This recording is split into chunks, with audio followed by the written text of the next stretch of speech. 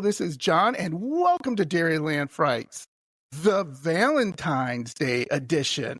And I couldn't think of a better couple who I'd love to share Valentine's Day with than, of course, horror with the Hannas. Hello, Hannas. Hello. Hi, John. Thanks for having us. You guys, when you guys were on before, I've been trying to get you guys back on because it was one of my favorite shows, as well as it did really well. People really liked it because it was a little different. Since we talked about horror movies, kind of related to paranormal, but, I think it's different, right? I think it was really cool. Well, I'm glad we did well. Yeah. Tell everyone to come listen to us then, too. I will do that. Absolutely. You got it. Because you guys are great. I love your content.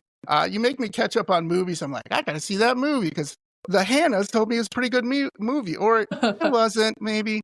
Whatever. That's good. I'll take a look at it. So, we're doing Valentine's Day, like I said. So, Valentine's Day is supposed to be sweet, romantic, filled with chocolates, roses. But what if this Valentine's Day, love comes with a body count? And what if Cupid wasn't shooting arrows, but they were sharpening knives? So, as you see, this is a horror-filled theme. And what we wanted to do tonight, folks, is we wanted to talk about two things. We're going to each talk about a movie that's more or less related to Valentine's Day. And then after that, we're going to have a discussion. And then we're going to bring up, well, you could say they're couples in love. I'm not really sure if love is the best way to put it, but what the heck?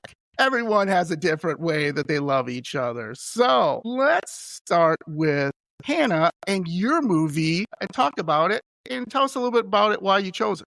So the film that I picked to bring to the table is The Shape of Water. It's the 2017 film from Guillermo del Toro that actually won Best Picture that year. I know it was a little controversial of a Best Picture winner. I know it's kind of a polarizing movie. You love it or you hate it. And I know it's not necessarily a explicitly Valentine's Day movie. But we both love it. I love this film, and I think for anything horror, monster, adjacent, this is a movie that has a genuinely beautiful love story that is quite unique. So that's kind of why I wanted to bring it to the table. I think ultimately this film, well, first, for people who don't know, the plot of the movie is there is a mute cleaner at a high security government laboratory who falls in love with a captured humanoid amphibian creature and decides to help him escape from death at the hands of the staff there. So I think this movie is just so beautiful. It takes this main character, like I mentioned, who is mute, and she has obviously not had a ton of advantages in life because of that, and has, we don't see her having any, romantic pursuits before this, and she just manages to find... it's through the job and whatnot and them imprisoning this amphibian creature. But the fact that she's able to find love with someone else who you can argue is... he also has the communication barrier. He also is kind of a stand-in for an underprivileged population. These are two people who don't have a voice, both literally and metaphorically, in society. And so I think it's really beautiful that they are able to find each other and find this commonality in one another, and they both save each other. So I think even if it is a polarizing movie and people find the love story weird because she has sex with a fish man, suck it up. Those people, yeah. It's beautiful. It's awesome. It's natural. I think it's just such a beautiful movie, and thematically, it is so deep outside of just the love story piece of things. So I think it's just a really important movie. Yeah, I agree. I rewatched it again because I totally forgot about it, to be honest with you, and I totally forgot it won Best Picture. Okay, so bad on me. It is a beautiful movie. It is an interesting movie. Why I like it is because it's different. Right? It's not the typical Oscar wins where it's it's really depressing and, somebody's blind uncle finds love and you're like, oh, okay, I get it. You know what I mean? Yeah, This was, he said, Guillermo del Toro. It was like, hey, let's take a basically fish guy and put him with this woman, but let's make her deaf. And let's make this guy, they're communicating, but they're communicating not like, hi, how are you? Would you like to go to dinner? It's like different. And I think you had to involve yourself in the movie, right? Like you had to focus. There's very few movies like that. You couldn't be like, go out to the, kitchen, get something to eat, come back and be like, what happened? You got to be like, no, with this movie, you got to rewind it and be like, oh, okay. So why are they killing him? And to be fair, would advocate for paying attention to your art as when we are leaving and like not pausing our movie and walking to the kitchen and whatever. That is why companies like Netflix are trying to get their creators to repeatedly verbally state the plot 90,000 times, and it's just making worse movies and cheapening the art form. But that's aside, I do agree. I think this movie, beyond the plot, like every element of this movie is really well done. The cinematography is great. It's beautiful looking. The sound design is great. The score is great. The script is great. The performances are great. And the thing is when the two main characters are mute, they aren't verbally talking. Obviously, to really take in and enjoy their love story, you do have to be able to watch. You have to be physically looking at them interact. Also, the movie is beautiful looking. That's what I said. From start to finish. Yeah. It is a very beautiful movie. And there's just something so like beautiful about humanizing the other. Just like essentially what the film is doing thematically. It's a story about man being the real monster. It's Which like kind of, it's a GDT, honestly, even Frankenstein level of story. And we did not particularly like GDT's Frankenstein, but it was because we felt everything that was important to say about his Frankenstein movie was already said in Shape of Water. And done so beautifully. And I also think he kind of missed the point of the book, Frankenstein. So, but we don't need to get into that. We have a whole episode on it, so we don't need to do that here. That's a good take. What I find interesting is, and I know this is weird to bring this up, but like the first scene where she's in the bathtub and she's kind of enjoying herself, let's just say that. Yeah, she's masturbating in the bathtub. Yeah, sorry. Thank you. Like, Thank you. Might as well say it. Okay, thank you, Hannah. I was like, should I say it around Hannah? I don't know. What did you think about that? Great. You brought it up. You broke the seal. Thank you. Yes. So that to me was kind of like stated right off the bat. Like she's lonely. She wants love. She wants to be with somebody. Just that scene, right? That scene encompassed so much in just that little bit, right? Like she does this every morning. Like this is her thing. Like she was about the rigidity too, like the timer, and I have to be here, and I can do this at this time, and then move on. And she was very much a good societal woman, right? A good member of society that does what she's supposed to do as, again, a woman. And it's very much said in this time that she is seen as lesser. Plus, I mean, she's like the help in this situation. And it takes her, and that's something she has in common with our fish man, is like he is like also the other that is not conforming to our societal standards. And then she goes out of her way to break out of those standards, goes against the powerful men. But what I would argue with like the masturbation specifically is like, I think it's uncommon for us to see women so in touch with their own sexuality. And like the fact that this is like, one, it characterizes her very well. Like John said, like we can kind of tell she's lonely. She wants company. She's interested in sexual pleasure, and she doesn't have a partner and seemingly wants to. But the fact that she's so in touch with her own sexuality that also goes against it's kind of against societal expectations for women, and the fact that she is kind of at least sexually, the pursuer with the fish man is a really unique perspective. I love a movie where a woman is in touch with her sexuality, and a woman is the one who is the pursuer. The pursuer in the relationship. I think that's really nice, and it subverts even current societal expectations, but especially for when the movie was set during the Cold War. I really like that you brought that up, that point, John. Yeah. And I think it tells another story. What lengths we go to love, right? Like, you ever been around people, and I know this sounds mean, you'll be walking down the street with your husband, and you'll see this gorgeous girl with this, like, average-looking guy, and you'll be like, really? Like, really? She's a model, and this guy's a dork? I don't mean to be mean, but you know what I mean? Your first thought is like, yeah, We've all been What? there. Yeah, Well, that's and a good precursor to the couple I'm going to pick later. So I'm going to keep my mouth shut. Right. So this was the whole thing of them saying, how could you have a more different couple and try to blend it, right? Again, like I said, this isn't your uncle's blind and she's mute and they find a way to find love. There's nothing wrong with that story. That's a fine story. You can make that with writing, proper writing, direction, cinematography. You can make that story and they have more or less.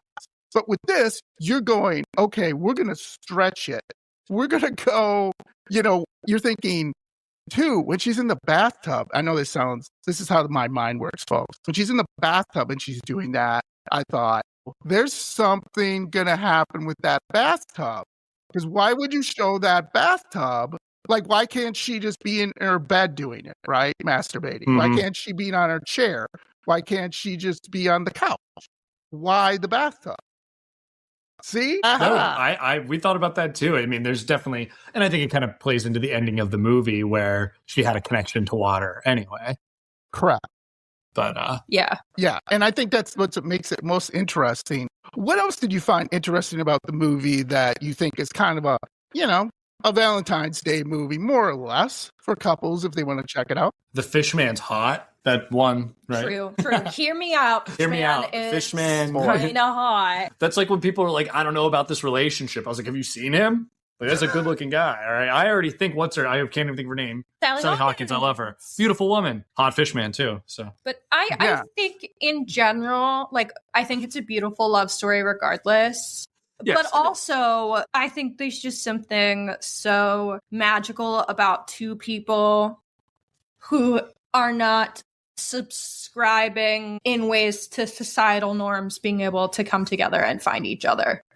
Yeah, absolutely. I think that is like the kind of love story that we should be celebrating. And you wouldn't even mention Richard Jenkins' character, who is playing like a gay man who is, we'll say, closeted because society expects him to be closeted. And he is like, no, I have to help them because like I can't have this love that I want to have. He regrets that he can't, and he is unhappy that he can't. He's like, I can't let her miss out on this too. Or even Fishman, I can't let him miss out on this. And I really do hope that Richard Jenkins' character is able to find a partner post this movie. And I think that is implied, that he's inspired by their unlikely relationship, because at the time, any relationship he has is going to be a challenge and is going to be unlikely. And so I really think that's a great character to add along with this. Yeah, absolutely. Go ahead. No, I was just thinking, and then it's just like, and then Zelda, who's Octavia Spencer. Yeah. Who's Octavia Spencer? Okay, yeah. Yes. Again, another woman. She's a woman of color who is expected to conform to societal standards, and she also goes against her husband and goes against the man at this point. And so it's like a unlikely pairing. The four of them, really. The Fishman, Eliza, what's her name? Zelda, and I don't remember Richard Jenkins' character's name. Niall? Giles. They're all like, we would consider like underprivileged people. They're all marginalized. That's from marginalized communities. I also, when I first started talking about the movie, I was like, I forget the word marginalized. I cannot find it in my brain. But yeah, I do think it is, not only is there that romantic love, but there's that friendship love with like that grouping of four, like what they're willing to do for her because they love her and they care about her. And also it's just like, as a film, it's just really cool to see a filmmaker giving a voice to marginalized communities. Yeah. The two characters who talk the most are the gay man and the black woman. And that is like really beautiful that two people from underrepresented or marginalized groups are the ones who have the biggest voice in the film. It's just awesome, no matter how you slice it, Valentine's Day or not. But this is why this movie won Best Picture. Yeah. There's a lot of layers to it and a lot of things you can say about it. There is. Is there anything you would have changed in the movie that you went, why'd that scene? Why did they put that scene in there? Absolutely not, from my standpoint. So I would have had a second sex scene. We are putting out an episode on this actually later in February because I wanted to talk about it as much as possible. And we recorded that I know. like a month ago. It was a month ago. I know it. We talked about the cat. The one thing I guess seemingly we talked about that maybe we would have changed is the fact that he eats the cat. It made us very sad. But like, I understand why they have that as a plot point and like what it triggers in the characters emotionally and what plot points it's like bringing forward, moving forward. But like, obviously I have 2 cats. I don't want to watch some dude eat a cat. Yeah. And also like the whole point is we're trying to humanize this character in this relationship. So I don't know if him eating an animal helps that cause that much. But beyond that, I really wouldn't change anything. I guess you'll just have to listen to our full episode to see if we bring up anything else. Yes, absolutely. Self-plug. Plug away, my friends. Yes. Let me ask you this before we move on, unless there's something else you want to bring up about it. Do you think you can make a movie like this today? Like, yeah, Yes. I just think people are going to be weirder about it, unfortunately. They were weird about it when it came out. Well, and there's been so many articles about Gen Z not liking sex in their movies and being uncomfortable with like physical intimacy in, at least like sexual intimacy in film.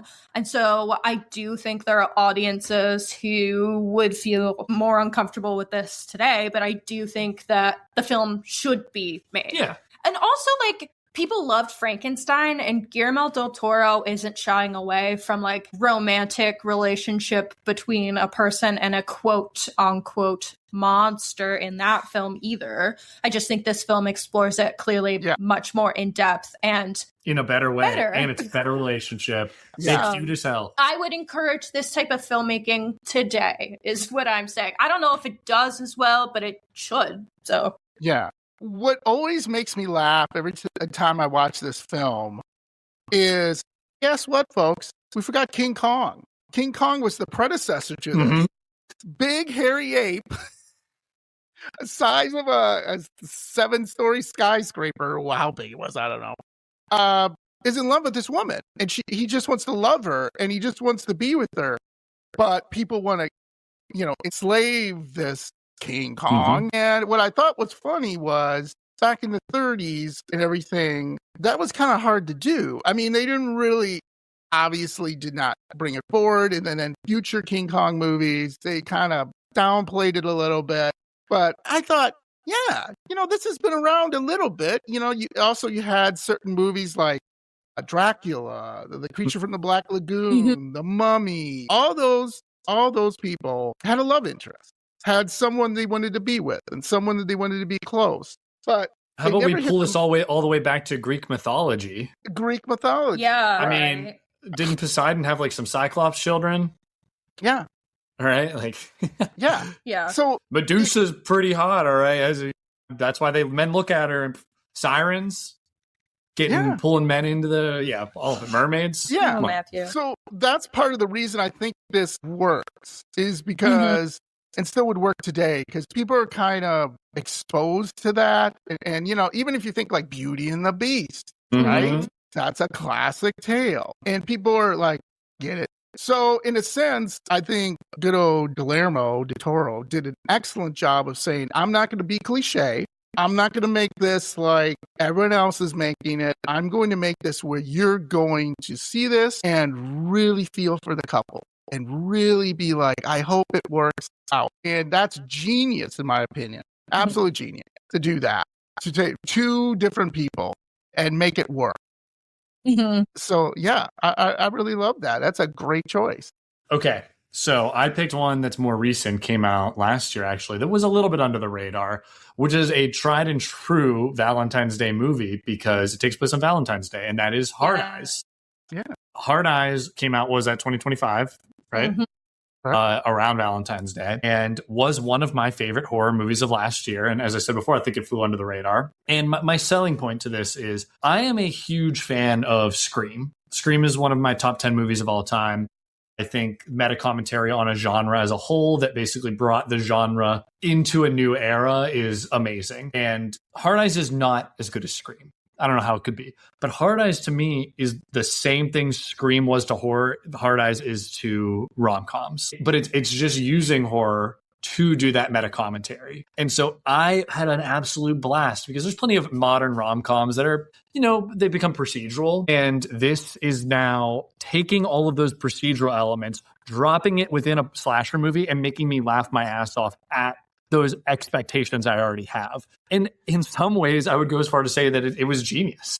Like, it really had these amazing moments where I knew exactly what was going to happen, but because it was placed within this slasher film, it made it 10 times funnier. I think a big scene is like they're learning to love each other, and there's a part where they need to go and pull a weapon out of the corpse of something, and they have to hold hands as they both pull the weapon together. And it was like they're hitting all these tropes that I'm like have come to know, but within there it works so well. And so when you hit the tropes of both the slasher and the rom-com together, it makes a whole new, fusion thing I've never seen before. And I would really recommend it. And it's a sweet little love story too. I feel like the leads have really great chemistry. I was interested. I wanted them to be together, and that's what you want from your Valentine's Day movie. You want to root for the couple, and I rooted. Speaking of Scream, one of the leads is in Scream 5 and Scream 6. It was not an accident that he was there. Probably, yeah. I think that the movie also does a really good job to expand on some of what Matt was saying of like playing on rom-com tropes, like the meet cute, the fake dating trope, kind of the grumpy sunshine trope where like one partner is grumpy and one is like all positive and sunshine. Like I read a lot of corny romances, so like I love all of these tropes, and they're in the film and they're done so well. Like even like crazy engagement, all of these things are played on really well in the film. Similar to Scream, it's like they're setting the rules in front of you, and then the movie is going to all those rules, but because they've placed them in front of you, it's funny, and it like really works, and it makes you not question the ridiculous elements of rom-coms and horror movies because you're kind of on the same page of this world and its universe. Yeah, exactly. So, Matt, do you think the central message of that movie is don't be in love? No, not at all. With the way it ends, I mean, I don't know how much we can spoil, but there are multiple characters in love, and some of them do bad things because they're in love, and some do great things because they're in love. Our leads are not actually together at the beginning of the movie. They are kind of just run into each other, and these circumstances force them together. And then they realize who they are. They both have their own journeys of self-discovery, and they help each other get there. And then that allows them to be open up for each other. Is that the best way to put it? I've only seen this movie once. I've seen it twice. I love this movie. I think it's so funny. But yeah, I feel like it's very much, it's if any criticism it's making of relationship, it's like, don't murder people because it's your fetish. Like that's the only insult that it's making to a lot about sex. A lot of it is about how like love can make you stronger, right?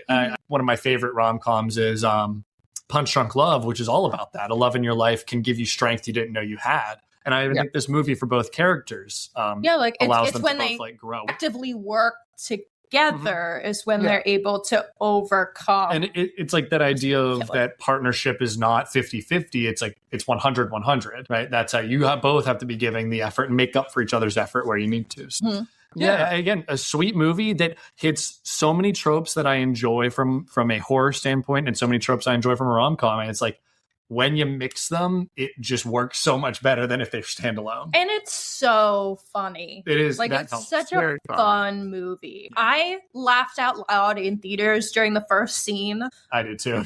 I watched it again at home at the end of 2025 just to kind of like finalize my top 10 ranking, and I laughed out loud again. Like this is like a very genuinely fun, funny movie. I will say one more thing. We also live in Philadelphia, and we were in a Philly theater crowded for this movie. And early on, they were like, "Oh yeah, the Valentine's Day killer hit Philadelphia last year," and everyone went, "Yeah!" and sort of yelling because no one knew it was going to be Philly. Everyone in the theater started like standing ovation, basically. So it was so that's funny. Hilarious. Only in Philly. I know Philly people. Obviously, you're.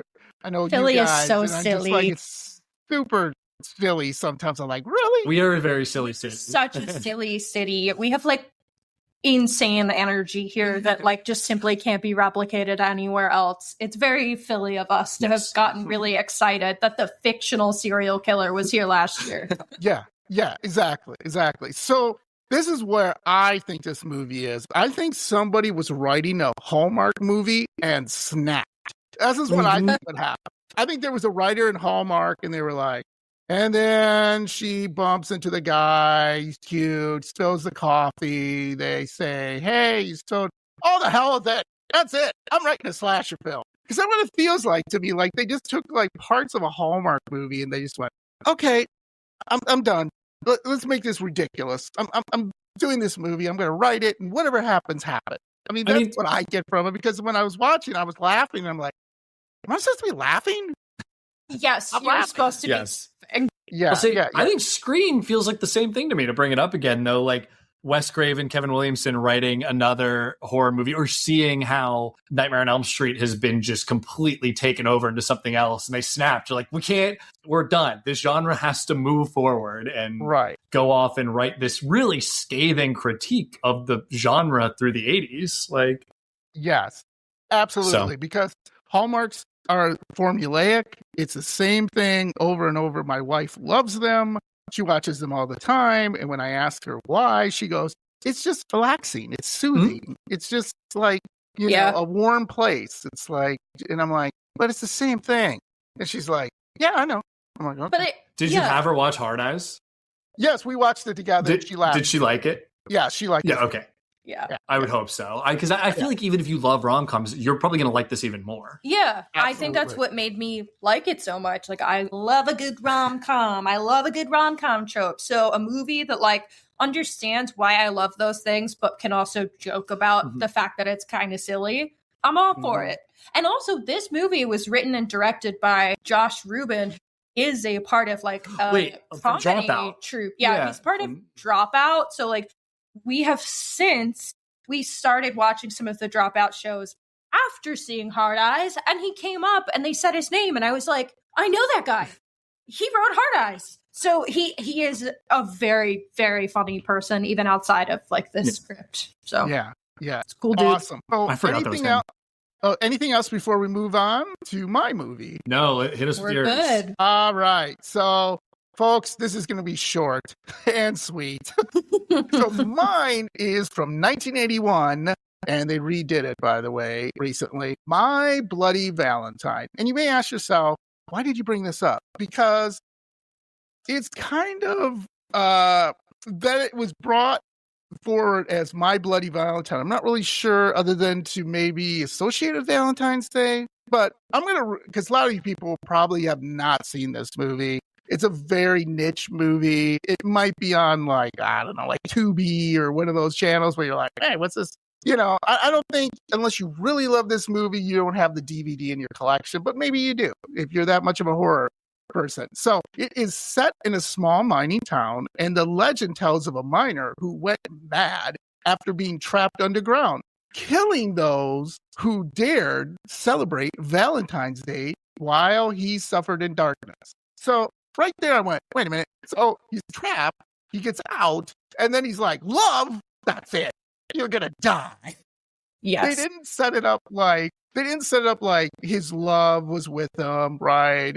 And they went into the mine together. At least I've rewatched it a little bit, but they didn't. Wasn't there like a whole love triangle thing too? I feel like I remember there being some couples where there's love triangles. It's basically like the town put on a Valentine's Day dance at the same time that they were trapped underground from this mining incident. And like the coinciding events bring up like this trauma that leads them to kill people during Valentine's Day. But having a slasher that wears an old, gas mask and carries on a pickaxe, amazing. Yeah. He looks, you can't beat that. Like, he is scary. It's just like the concept is silly. It's like it's not doing anything really besides just being like, hey, we wanted to set this during Valentine's Day to maybe get people to go to the theaters. Right.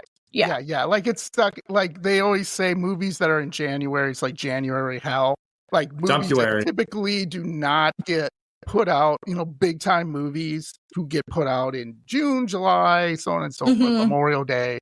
Hit the big dates. Typically, they get buried in the January, February stuff. That's why you find a lot of movies that you're like, hey, this is a really good movie, like Hard Eye.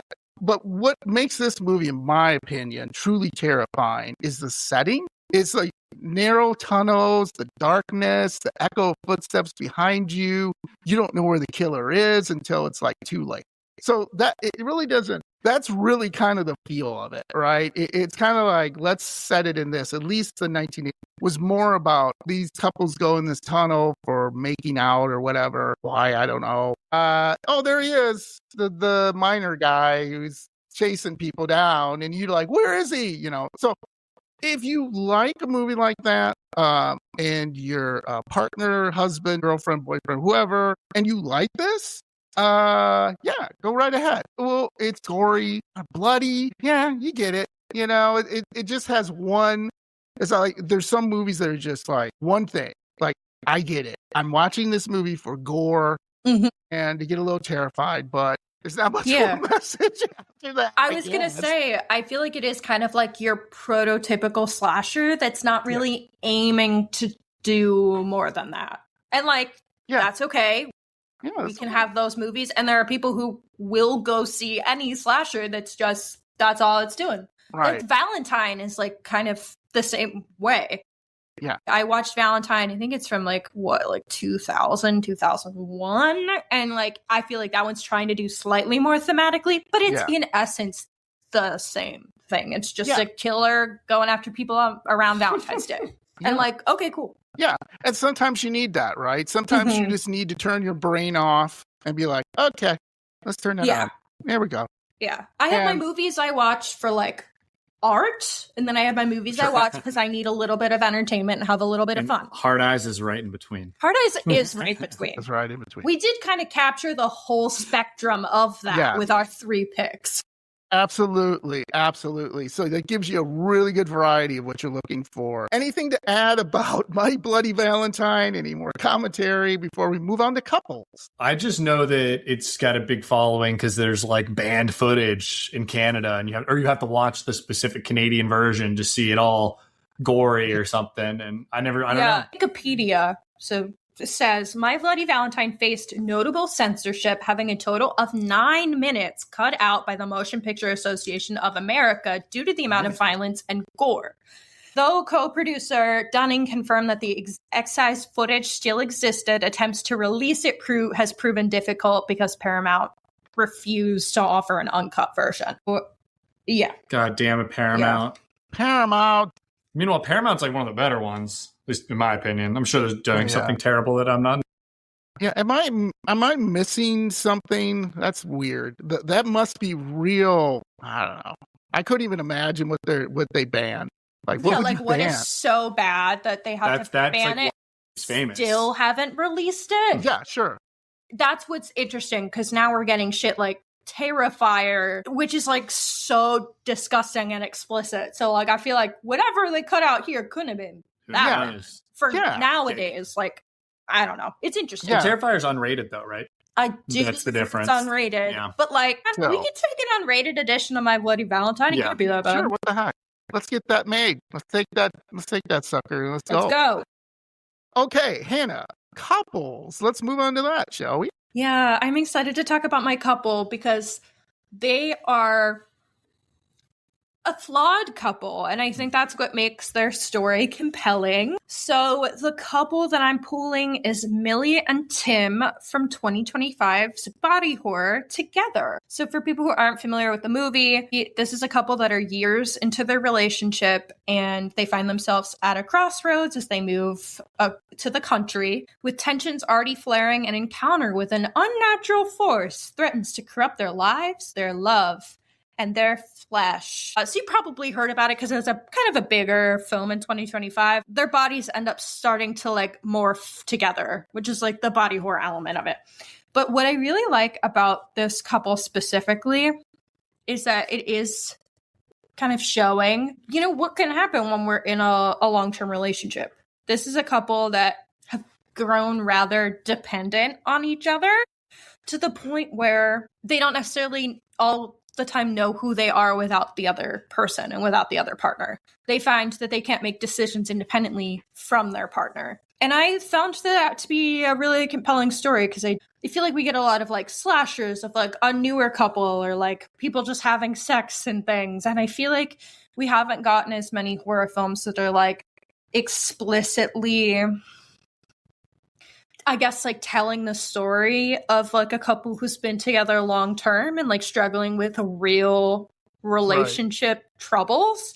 And as two people who have been together for over a decade, we started dating when we were 18. We have been together since we were 18 and we're turning 30 this year. So I get that. Like, we kind of grew up together. I mean, Like, my brain wasn't fully developed. We grew into adults together. We've made our life choices together, like where to move after college. Like, you made that choice. I did kind of make that choice and he just came along. But like, we have become real people together. So yeah, there are times where I do become kind of dependent on him and vice versa. Yeah, definitely. And like, we feel like sometimes like your partner has an emotional response to something and you kind of like pick up on their response. He's having a bad day. It kind of makes me have a bad day and vice versa. So I thought this movie was like very compelling in that it showed what it is like sometimes in that aspect. And it is very relatable. And I think it's also like kind of a cautionary tale in a lot of ways where Yes. I think we've been together for a long time and have like figured out how to navigate these things. We always have issues still, but the idea of like, you need to be independent people. Like, yes, you are a unit, but you have got to figure out how to be independent. Sometimes we're too independent. There's that too, where it's like, I'm gonna go do my thing. And then we just like don't communicate for a day because you just were off doing stuff. But like, there is levels to it, right? There's give and take in any relationship. Yes. And I think, yeah. But I would say it's like, there's a lot of relatability to this, which is why I think the way that they portrayed the couple, they're not a bad couple by any means. No, they clearly like, love each other so much and it's care about each other's well-being so much. They're just maybe overly dependent. Yeah. So to like see yourself a little bit or see certain flaws or even positives in this relationship is a really makes it for a very interesting watch. Yeah. And yeah. I think we both enjoyed it. And they have such great chemistry because they are played by a real life married couple in Allison Brie and Dave Franco. They're also both good at acting. They're both great actors, and just working together on screen, like you can feel the chemistry. It's very palpable. Yeah, I loved it. I thought it was a movie from last year that I will definitely watch again. I found it like pretty at times relatable, at times moving, at times like a good cautionary tale. Yeah. It was, Yeah, I agree. They say like you've been married so long that you start to look like one another and act like one another, which is kind of weirdly like creepy in a sense. But so that's what I think it was the genius of that movie is like you both said is you still got to have your thing. You're still two different people, right? Like, Matt, you may like water skiing and Hannah doesn't like water skiing. Okay. Yes, it's a great pick. That's entirely true. That is entirely true. Yeah. Well, Too scared to go water skiing. So she shouldn't be like, hey, honey, no, stand on the beach with me because, you should be like. This sounds like exact fights we've had. Shut up. No, but that's kind of the point, though. At earlier parts of our relationship, that might be something. But there are also times where she's correct to be like, "Hey, don't ditch me all day to go water skiing." Yeah, it's like there's give and take. Yeah, I think that's a great point, and it's like you start to forget where your partner ends and where you begin because so much of your personalities do start to overlap, which is beautiful and great in some ways and in many ways. But then when it bleeds over into that dependency or what's the psych term for it? Dependent. Their attachment style is very anxious attachment style is where you start to have issues. Yeah. Like, we've been through all of these. We've been around, like everyone's been around a couple that like anxiously attached. Was very anxiously attached and up each other's ass. That's and like not us. Socialize without the other partner there. That's the couple in this movie. Maybe that was me when I was 19, 20, but like that's not me now. Now that we see like couples, we're like, stay away because we see it with other people like that's disgusting. And we're like, stay away from me. It's disgusting. But yeah, like I want to be able to have my relationship be like safe and secure and have this common interests and commonalities, but also remain my own person. Yeah. And so, but I used to have a very anxious attachment style. So like I have also been the Millie and Tim. So that's what I found like really relatable about it. It's really nice. Yeah. And you know what's funny about that is my wife and I have been married 26 years. So we've been together a long. Yeah. And we kid about it. We joke about it. Like we've been together forever. Like, we always just, because we have fun with that. But like you guys are saying, when I'm bored, I like to mess with people. So like my wife doesn't take me to her work's Christmas parties anymore because I would joke with people. Like I would tell people I was a mortician and then get really graphic about what I do to their bodies and everything. And then my wife would come in to work the next day and they'd be like, wow, your husband's really interesting. That must be hard being around all those dead bodies. And my wife would be like, he's in marketing. What did he tell you? And she's like, I am not taking you anymore. I said, well, you got me bored, hon. So this is, and so I would do that. And my wife, after a while, she just learned like, you stay home. I'm going to the party. I'd be like, woohoo, because I'm like, I don't have to go and see what, I don't know anybody there. So I'm just standing there, so she learned it. And I think that's kind of funny, like I said, to separate yourself so you don't get joined at the hip, because she's one of those people now like, hey, hon, I'm going to go, to this thing. And if you want to come, great. If you don't, I totally understand.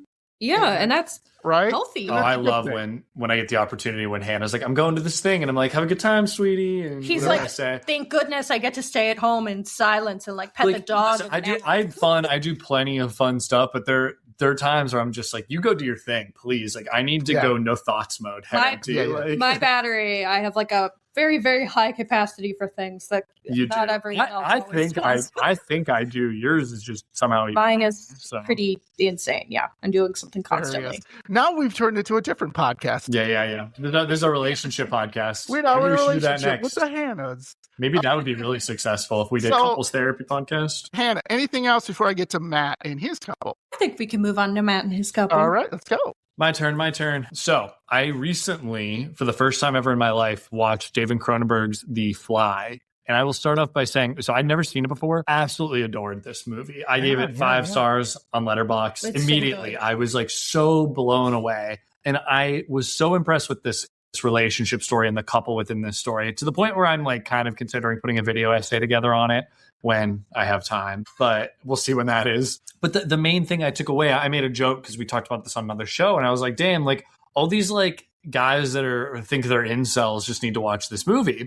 Because if you look at the beginning and the way that this relationship changes is that Seth, who is Jeff Goldblum, is a complete dork. He's kind of a loser. But guess what? He owns that he's a dork. He's a lovable dork. And all he had to do to get a beautiful, successful reporter in Gina Davis, who's Ronnie in the movie, all he had to do to find her was be himself, have a special interest in the thing he is, and dress kind of nice. And I was like, every man who is like struggling with their insecurities and all that, there's 3 things: have a special interest, be nice, and dress nice. Like, that's 3 things you can do that are automatically going to put you a leg up in the dating pool. Is my thought. So what I was, this was cracking me up watching this, because I was really like, she literally looks at him, and he is such a dork in this movie. And she's like, you're cute, you're funny. And like, that's again, he just had to be personable. But where this movie changes is he believes that he needs to go down the traditional like masculine man role. And that's what he does through his experiments and what he becomes. And when he does that, he puts on this mask of not who he is. And that's when he becomes this, angry, emotional, and like more traditional masculine figure. And that's when he loses her. That's not what she wanted. She wanted him for who he was, but yet he still felt that he needed to put on this mask of what society wants men to be. And I really think this is such an interesting like relationship in reverse, really, is what I would say. It's like about how a lot of the times people have to learn to become themselves and then they become lovable. This guy was already lovable and he made himself unlovable throughout this movie. And just in general, I think it's a really interesting movie about relationships and about what the sexes want from like their partners, and how I think a lot of men really are putting on performances for other men, not for the women, or again, it doesn't have to be men or women, but people in relationships. Well, to like add on to that, like, the part of Seth that we like is when he's being emotionally vulnerable, not this like angry fly man. Yeah. Send the fly. And I also love that she, again, this is another couple where like the woman pursues him. Mm-hmm. This is a woman in touch with her sexuality, a woman who's confident enough to go after the dork. To go after him. Like, I love that. I love a film that's showing, like we said, female sexuality, female interest, female passion. We love that. That's what I think. There's a lot that can be learned, and I need all the Gen Z kids to watch this movie, I think, because the ones that are out on, sex and films, like these are compelling characters that like They are, I said before that I think that Gen Z has a problem with sex in movies because it's like not really built up to. It kind of just feels like it's there for spectacle versus like actual intimate storytelling. Yeah. And in these movies, like it's a little bit of both, but there is like a level of intimacy and believability in this relationship that when it gets to that point, it feels like a natural step along their relationship. So plus, you know, mixing sex and horror is always something I love, and it works really well together. So yes, it works really well in this movie. And you know, the thing is, a lot of women who date men sometimes say something to the effect is, I can change him. Right? And in this case, she wasn't, I don't think she was. He wanted to. Like, he wanted to be masculine. He wanted to be strong or brave or whatever you want to say, right? Whatever trope you want to throw in there or cliche. Powerful, really. Powerful. He wanted to be the best. And she didn't need that. She was changing him slightly for the better, though. She was making him a better person. He ultimately destroyed their relationship because he wanted that power. He wanted to be the traditional masculine man. Correct.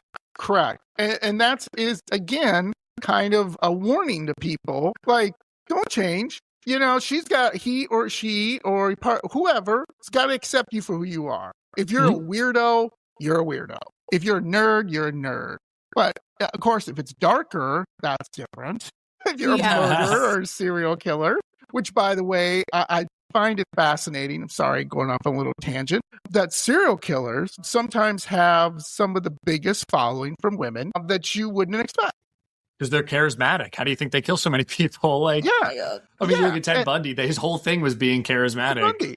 Yeah, that's a great example. A lot of people thought he was a good-looking guy, that he was a smart guy, that he was. And then when you start to peel down the layers, you're like, you know, maybe nobody pined after Dahmer. So, all right. Yeah, there was nothing to pine after there. Jeffrey Dahmer. Oh, poor guy. And Ed Gein the same way. Ed Gein, two of our heavy hitters in Wisconsin. I didn't see that. But there are other people, you know, that were serial killers that people fell in love with. And people married them. John Wayne Gacy. He was married. Murdering children. Yeah. By the way, Hannah, if Matt ever says, don't ever go into that room, get out, honey. Get out. I would go in. Yeah. If Matt were like, don't go in there, or like, you can't go in this drawer or whatever, she's going right. You know what I'm doing. That's what I'm doing immediately. No. You can't keep secrets from me. Even if it were detrimental to her, that's the thing. I'd be like, hey, don't press the red button. I'm pressing. What? I am so nosy. I'm sorry. No. I love it's not that she doesn't trust you. I have full trust in Matt, but I'm nosy is the issue there. Yeah. Like when he was, before he proposed to me, he only had the ring for like a week because you couldn't keep that shit in the house. I'd find that somehow. I had no idea he had it. I'd find it somehow. I don't even remember putting what I was socks away or some shit. I'd find it. Oh, that's what we women do.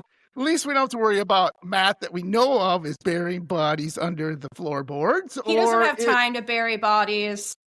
He doesn't have time. I'm trying to bury a body. Will you give me a break? Dude, I already looked too much like Brian Laundrie. I was like, people were trying to hunt me down during that period. It was scary. You have a nicer looking face. Don't even. It's just white and bald. When he was on the run, I had multiple people be like looking at me and said stuff to me, and I was like, I'm too noticeable, I think. You're just white and bald. So. That's literally it. Yikes. So anything before I get to my couple that you guys want to add? Not at all. Awesome. The Fly is sweet, and anyone who hasn't seen it, like myself, needs to go watch it because you'll probably love it. It's so good, and the body horror is disgusting. Complimentary. Yes. It's awesome. Like I was having the time of my life. It's one of those horror movies where it's like you're not going to feel like, you might feel a little sad. You're not going to feel scared. You're going to just be ecstatic. You're going to be having so much fun. So David Cronenberg does a really good job of making your skin crawl. Yes. You know, that's what I would say. I screamed at the TV multiple times. But like I was like giggling too, so it was a weird level of emotion. Yeah, exactly. So mine is a very weird couple. I wouldn't say they're in love, but I think where it has a constant theme is the woman pursues him, and I'm talking about Michael and Laurie from the Halloween series. And it doesn't matter which one you've seen, all the ones by Rob Zombie and the newer ones with, I can't think of his name. He's a comedian. He did the Righteous Gemstones. He's like... Danny McBride. Danny McBride. Danny McBride. Thank you. Yeah, the Halloween 2018 Yeah. onward. So what was weird with this movie, if you watch the first original Halloween, John Carpenter, okay, so you learn that Michael, and by the way, if you haven't seen these, I don't know what you're doing on Halloween, folks. So spoiler alert, I guess. So Michael kills his sister, they think he's crazy, whatever. They put him in a, an asylum, and for whatever reason, he gets out and starts killing young women, and Laurie is, chased by him, and spoiler alert, eventually gets away, but they've built a whole series, foundation, a movie after movie after movie, directed by different directors, different writers. And with the exception, I believe it's Halloween 3 or 4, the season Halloween of the 3, Witch. Season of the Witch, yeah. Season of the Witch, where she is not in there. Laurie is not in that one. Why? Neither is Michael. Oh, yeah, neither is Michael. Thank you. Because they wanted to do an anthology. And they scrapped that immediately with Curse of Michael Myers or Return of Michael Myers, whatever 4 was. Yeah. Yeah, it was kind of interesting but she won't leave him alone. Like, she has to know he's dead. Like, she won't, like, even in the last ones where, Halloween ends, she can't just leave well enough alone. And just, he's in an asylum. He's just mumbling to himself. He's in the courtyard and he's just mumbling to himself. And you're like, okay, what are we doing? Like, the guy is, and I'm like, but she won't leave it alone. And I'm like, is she a stalker? Like, wait a minute. Who's the hero on this? Yes, and, Michael is definitely the victim of this series. You're right. Yes, that is my new take on it. Thank you, Matt. He's just a mentally ill child. He has the mind of a child. Yes. And he's just being harassed by women constantly. Correct. Yeah. Yes, now you finally got it. Thank you. One for the men. Anyway, so what made this, I thought, such an interesting thing is she will not give it up. And you see her in later movies where she is getting ready for him and she's learning how to shoot and fight and stab and, and I'm like... She's obsessed with him, honestly. Like, he should get a restraining order. Yeah, it's obsessed. Yeah, she's just totally obsessed. And you're like, wait a minute, what is going on here? Is this a love movie? Like, is this turned into... like something weird? Because if you've had that, thank God I've never had that, but if you've had someone obsessed with you at any time of your life, it's really bizarre, folks, that I would think. My buddy had a woman at work who was totally obsessed with him, would just do everything in her power to be around him at work, everything. And he'd eventually go to HR and say, hey, and she eventually got fired, and he felt bad about it. But she was literally like, he would show up on his desk and she'd be like, hey, I'll call him Bill. Hey, Bill. And he'd be like, hey, Stacy. And then she'd be like, you want to go out to lunch? And he'd be like, oh, no, I'm busy. She'd go, well, I'll tell you what, I'll bring the lunch to you. What do you want? My. Like one of those. And he was just like, oh, no, that's okay. That's okay. I'm good. She goes, no. I will bring it to you. And then she would come over and give him back massages. And my God. It got weird. And he would tell me this, and I'd be like, dude, this sounds like the beginning of a horror movie. It's like the beginning of Misery. He's going to end up strapped to a bed somewhere, getting his legs broken with a sledgehammer. He would literally sneak out to the parking lot and, like, hide behind cars and then sneak to his car. And I just... my God, it was so much fun. It was just hilarious. And then I started thinking about Michael. I'm thinking, why did Michael do that? Michael sneak away. Michael needs to go to HR. My God. Guys, are we forgetting that he killed everyone in her life? What murders? What murders? He had to. He had no other choice. Oh my God. Like, I'm murdering everybody. You get the hint? Leave me alone. But she stuck around. She didn't get the hint. Anyway, that's kind of my wacky take on couples. There's a bunch of great couples that you can list and stuff. But let's name Freddie and Nancy next. Freddie and Nancy. The shot. Danny and Christian in Midsummer. Bad couple. Really compelling relationship narrative. Correct. Yeah. Correct. And horror is such a great place to explore those like uncomfortable, depressing, horrifying relationship dynamics. Yeah. Yeah. And another obvious one is Bride of Chucky, other Chucky series, which was okay. Jennifer Tilly, she did a great job. Like Jamie Lee Curtis did a great job in Halloween. Jennifer Tilly did a great job in the Chucky stuff. But I don't know. I think it's love where you love someone, you kind of look past their flaws to a certain point, right?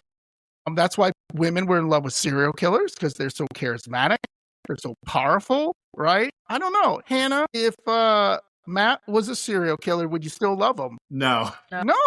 When did he start killing? Just say no. I won't be mad. 6 months before you met him. No.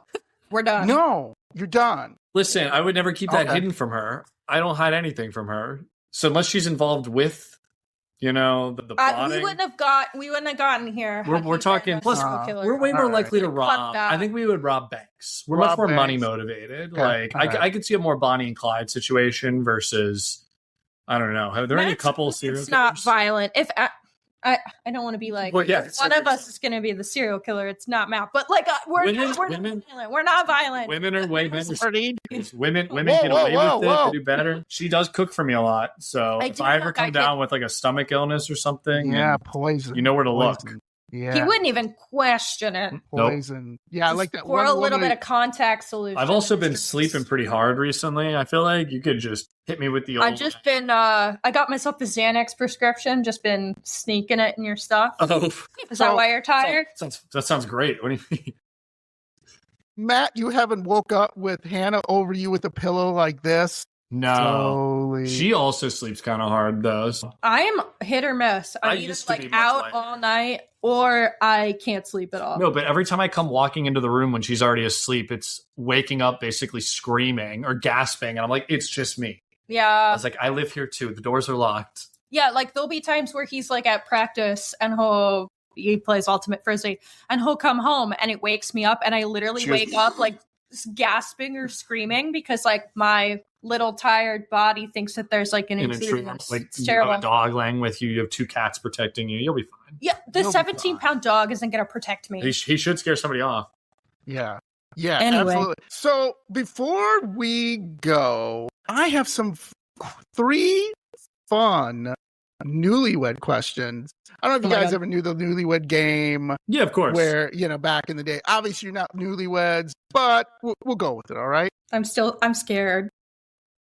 This could break you guys up. I'm really sorry. We've done plenty of these where we get them wrong. The thing is, like, there's so much we know about each other that we did one of these for your what's it called? It was for my bridal shower. His mom did like this set of questions where she asked Matt what my answers would be ahead of time. Yep. And then in front of everyone, she read the question and I had to give my answer.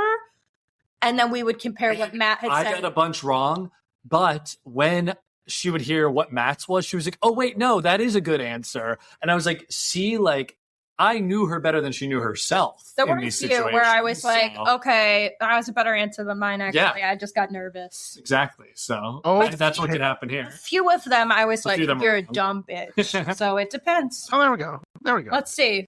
All right. So here's the first question. Which one of you would survive a zombie apocalypse? No question, it's me. It's easy. It's Matt. Yes. Yeah. No competition. Hannah said she's not. She's going out on her own accord. Dude, I don't want to live through that. That sounds annoying. I don't care that much. I'm out, dude. So I've known that for a while. Matt is a paid athlete.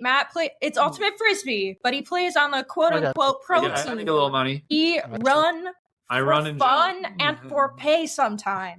He's beaten me. You've been lifting soon recently. I just started lifting. Hannah's moving up. And that's okay. You kind of you'd slow me down, I think. So I would slow you down. So let's get real, Matt. If you had to take Hannah down because she's a zombie, what do you do? Oh, I mean, do I have a gun? Down. Yeah, she's going. I'm not leaving her in that state, especially if they're seeing 28 years. Okay, I don't that's a good suffer. Way to. I think I could pull the trigger. Sorry. Okay. You don't want your partner to suffer. Sorry.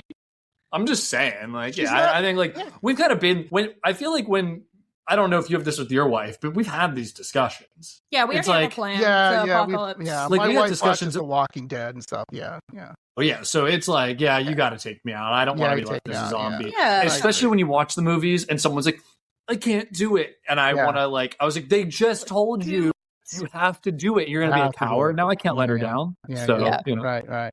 yeah, Okay. definitely. Who's a better driver? That's a great question. Yeah, go ahead, We would answer that we one. would argue over this. I don't Answer pay that attention nearly as well, but I would say from a technical standpoint, I am a better technical driver. Hannah pays better attention. Yeah, and I just like I just miss turns all the He time. misses turns. He misses stop signs. He misses red light. Well, He don't hold pay on. That makes attention. it sound- Shit. That makes it sound way worse. I don't miss red lights. I definitely have missed You stop signs have. before. He misses stop signs all the time. He's like, it was The covered by a bush, and I'm like, no, it's not. It's literally right there. That's a big What? bush. But from a technical standpoint, it's me. Technically, And he is if a we're better driver. in driving in shit conditions, it's me.